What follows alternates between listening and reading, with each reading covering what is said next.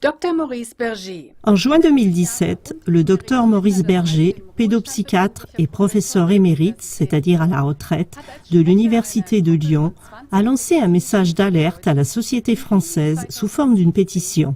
Il a agi en tant que porte-parole d'un groupe de 20 médecins spécialistes.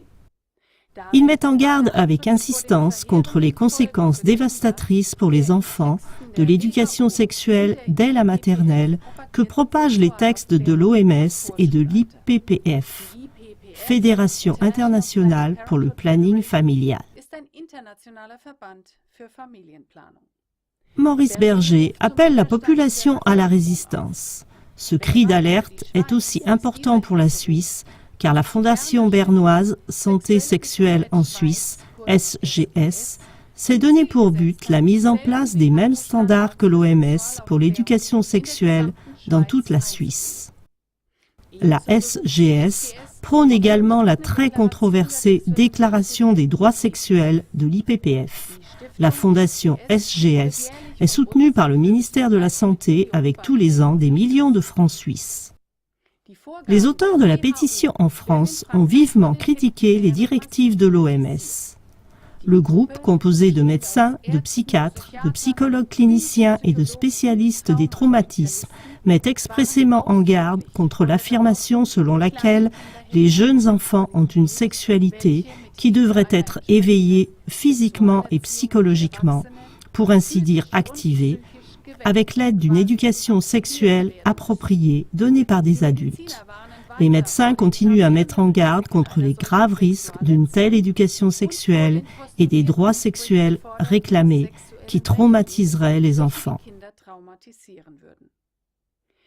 C'est avec des paroles alarmantes que le docteur Maurice Berger, pédopsychiatre, met en garde dans une vidéo contre ce changement de paradigme de l'éducation sexuelle nuisible aux enfants. Un paradigme est un changement fondamental de la façon de penser. Les adultes ne devraient pas éduquer les enfants de moins de 15 ans en matière de sexualité et de désir sexuel. Les auteurs de la pétition s'expriment aussi expressément contre le fait que les adultes parlent de sexualité avec les enfants si ce besoin ne vient pas de l'enfant. L'infiltration du psychisme de l'enfant est comme un message de publicité pour l'inceste. Avec ses pensées sur la sexualité, l'adulte plonge l'enfant dans la confusion et du rôle d'informateur, il dérape ainsi dans le rôle du séducteur.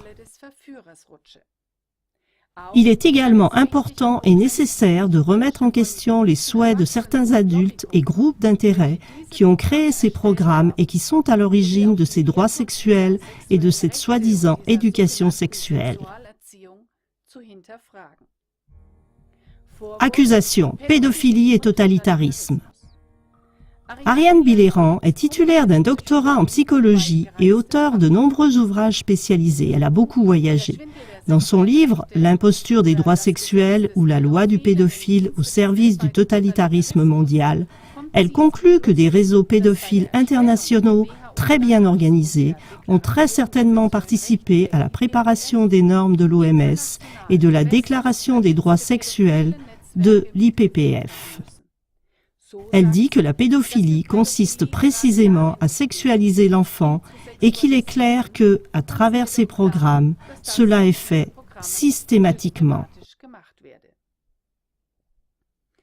Dans son livre, Ariane Billéran analyse et commente minutieusement les différents passages dans le texte des normes internationales de l'OMS, concluant que cela devrait à l'avenir ouvrir la voie à l'abolition de la protection juridique des mineurs et des enfants.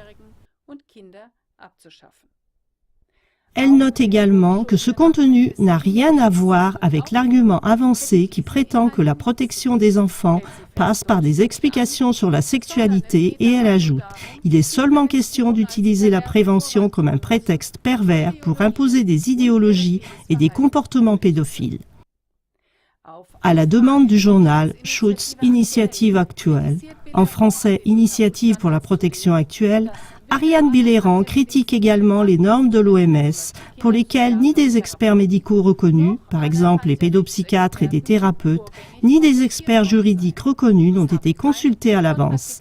Il n'y a pas eu de discussion contradictoire, c'est-à-dire de controverse entre spécialistes, et la population a également été exclue. C'est une procédure totalitaire selon elle. Ariane Billéran dit que la mise en œuvre de ces normes de l'OMS est une action internationale concertée et elle incite expressément à comprendre la dimension totalitaire de ces événements. Sinon, on risque de ne pas pouvoir réagir de façon appropriée.